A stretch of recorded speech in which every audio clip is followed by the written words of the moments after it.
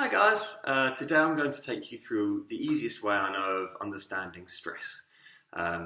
Stress can be best understood in a very primal, just human hormonal way. It is a response that our body goes into when it feels fear or needs to defend itself. In essence, if I'm walking along in the savannah and I see a lion, I need to respond to that. I need to go into a very specific state to try and deal with it. Focus, high energy use, inflammation.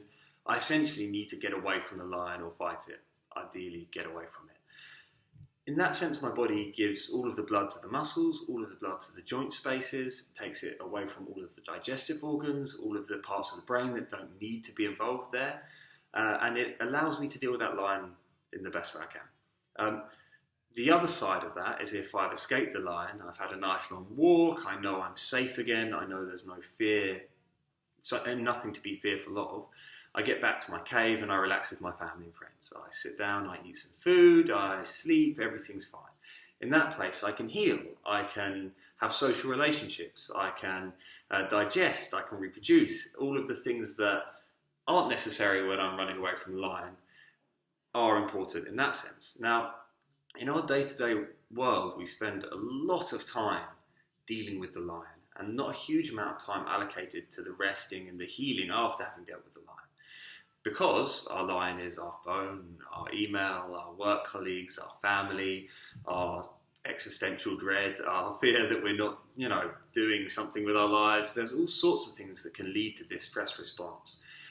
Now, the best way with dealing with that is not actually talking yourself out of it. Any of you that have a high stress response or have kind of a residual high amount of stress as you get to sleep at night will feel that. You'll lie in bed and you'll talk to yourself, or you'll wake up a lot of times during the night, or you'll wake up feeling tired and like you haven't rested and healed.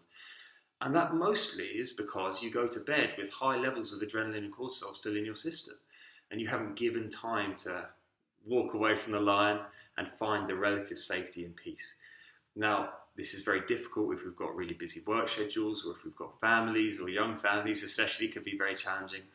And in that sense, one of the best ways of dealing with it is allocating some space, having a protocol to start getting that adrenaline out of your system, a physical protocol of getting that adrenaline out of your system, and regaining a sense of safety and space away from phones, emails, and any other stresses that are getting involved. Now, that sounds simple enough, and in a subsequent video I'm going to explain that in a lot more detail. But for now, I invite you just to try and find all of the lions in your life and try and decide on all of the safe spaces in your life. And just weigh them up on a list and see how imbalanced you are on it. If you've got more than a few on that lion list, we're going to have to work on that rest relax. Right, till another video.